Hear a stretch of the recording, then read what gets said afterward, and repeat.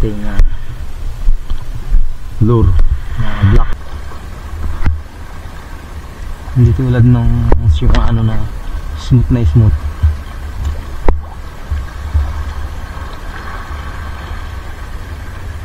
Hindi pala tayo pwede makapagpalit dahil lang yun. Ngayon nakadali dito. Uy, wag mo nang isabit. Maingay pala to pagka nakakadali. Ayun.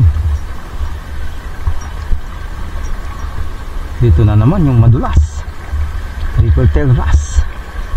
Gusto talaga ng triple tail wrasse tong ganitong kulay na ano. Yan, master. Hindi na tayo zero.